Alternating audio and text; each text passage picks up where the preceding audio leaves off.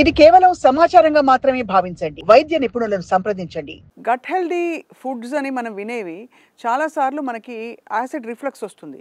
So acid reflux gut health ఒకటేనా? Okay. Okay. Yeah! Acid reflex అనేది ఒక జబ్బు. గట్ హెల్త్ అనేది ఒక ఆరోగ్య స్థితి. సో 2 ఒకటి కాదు. One thing we have to understand. మనం ఏమి తిన్నా అది జీర్ణం అయ్యేటప్పుడు పొట్టలో ఉన్నటువంటి సూక్ష్మక్రిములు ప్రధానమైనటువంటి పాత్ర వహిస్తాయి. ఇందులో మనకు ఉండేటటువంటి ఆహారాన్ని బ్రేక్ డౌన్ చేసి అందులో నుంచి పోషక విలువల్ని బయటకు తీయడంలో వాటి ప్రధానమైన పాత్ర. సో ఇందులో వాటికి 2 రకాల యాక్షన్స్ ఉంటాయి. ఒకటి సాకరోలైటిక్ యాక్షన్ అంటాం, ఇంకోటి ప్రోటియోలైటిక్ యాక్షన్ అంటాం. అంటే షుగర్ అండ్ గ్లూకోజ్ మీని బ్రేక్ డౌన్ చేసి దానిలో నుంచి మనం తీసుకునేవి. అలాగే ప్రోటీన్స్ అంటే మాంసకృతుల్ని బ్రేక్ డౌన్ చేసి అందులో ఈ 2 కూడా మనకి షార్ట్ చైన్ ఫ్యాటీ యాసిడ్స్ని సెక్రెట్ చేస్తాయి along with the other nutrients. ఈ షార్ట్ చైన్ ఫ్యాటీ యాసిడ్స్ అంటే ఏంటి? గుండె జబ్బులు రాకుండా, గుండె చాలా కాలం దీర్ఘకాలంగా చక్కగా పనిచేయడానికి అవసరమైనటువంటి శక్తిని అండ్ అవసరం లేనటువంటి ఇన్ఫ్లమేషన్ని తగ్గించేటటువంటి రసాయనాలే short chain fatty acids. So ఈ short chain fatty acid release అవ్వడం అనేదే అది ఒక బ్యాక్టీరియల్ యాక్షన్. అది మీరు నేను చేసుకునేది కాదు, మన పొట్టలో ఉన్నటువంటి సూక్ష్మక్రిములు చేసేటటువంటి ఒక ప్రక్రియ. ఎంత హెల్ప్ చేస్తున్నాయి సూక్ష్మక్రిములు? అలాగే when you go to proteins, మాంసకృతుల్ని బ్రేక్ డౌన్ చేసేటప్పుడు ఈ షార్ట్ చైన్ ఫ్యాటీ యాసిడ్స్తో పాటుగా మిగతా మెటబలైట్స్ కూడా ప్రొడ్యూస్ అవుతాయి.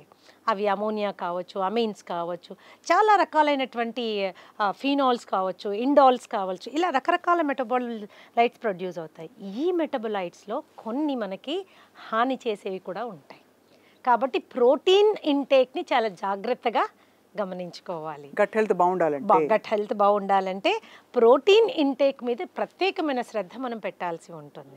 అండ్ గుండె జబ్బులతోటి కనెక్షన్ కనుక మనం చూస్తే ఈ మెటబలైట్స్ ఏవైతే మనకి ఫామ్ అవుతాయో అవి గుండెని తీవ్రంగా ప్రభావితం చేసేటటువంటి లక్షణాలు కలిగినవి ఉంటాయి అన్నమాట.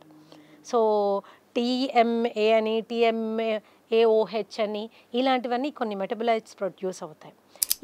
ఇది మనం కేవలం ఏదో ఒక థియరాటికల్గా చెప్పుకోవడం కాదు స్వప్న, దీనికి బ్రహ్మాండమైన రిసర్చ్ ఇన్ ప్లేస్ ఉంది. సో ఇక్కడ ఒకటి గమనించాలి. వన్ యూ టేకప్ అథెరోస్క్లెరోసిస్ అనే గుండె జబ్బు తీసుకుంటే రక్తనాళాల లోపల కొవ్వు పేరుకొని దాని మీద పెచ్చుల్లాంటివి ఏర్పడి ప్లాక్ అంటాం. అవి మొబైల్గా వెళ్ళి రక్తనాళాలకు అడ్డుకుని మనకి స్ట్రోక్ రావడం అనేది జరుగుతూ ఉంటుంది. అలాగే రక్తనాళాలు గట్టిబడి గుండె కొట్టుకోవడానికి ఇబ్బంది పడే పరిస్థితులు ఉంటాయి. ఇందులో రీసెంట్ రీసెర్చ్ ఏం చెప్తుందంటే ఆ పెచ్చులు ఊడుతున్నాయి కదా, ఆ పెచ్చులు తీసినటువంటి వ్యక్తి యొక్క మలాన్ని, ఫీకల్ మ్యాటర్ని 2 కంపేర్ చేస్తే రెండిట్లోనూ సిమిలర్ టైప్ ఆఫ్ బ్యాక్టీరియా ఉంది. సో అంటే బ్యాడ్ బ్యాక్టీరియా వెళ్ళి చేరడమా? అది ఇక్కడ కూడా అదే బ్యాక్టీరియా, అక్కడ కూడా అదే బ్యాక్టీరియా. సో ఫీకల్ మ్యాటర్లో మలంని మనం టెస్ట్ చేసినప్పుడు అందులో వచ్చేటటువంటి టైప్స్ ఆఫ్ బ్యాక్టీరియా, ఈ గుండెలో దొరికినటువంటి plaque 2 same type of bacteria. So ఇక్కడ మనం అర్థం చేసుకోవాల్సింది ఏంటంటే, మీరు నేను ఇద్దరం ఒకే రకమైన ఆహారం తింటాం, నాకు ప్లాక్ ఫామ్ అవుతుంది, మీకు అవడం లేదు. So it's very precise. ఏ వ్యక్తికి ఆ వ్యక్తి నాకు ఫామ్ అవుతుంది, మీకు అవడం లేదు. సో జనరల్గా మనం ఏమనుకుంటాం, ఏం కాదు, నేను ఇన్ని రోజులు తింటున్నాను, నాకేమీ కాలేదు, అది తింటే నీకేమీ కాలేదు, తిను, ఒక్కరోజుకి తినే ఏం కాదని చెప్పేస్తాం. That is not true. ఎందుకంటే it is dependent on your gut microbiota. అంటే మీ పెద్ద ప్రేగులో ఉన్నటువంటి ఆ సూక్ష్మక్రిముల జాతి ఏంటి, సంఖ్య ఏంటి అనేది చాలా ప్రముఖమైనటువంటి ఇంపార్టెంట్ పాయింట్.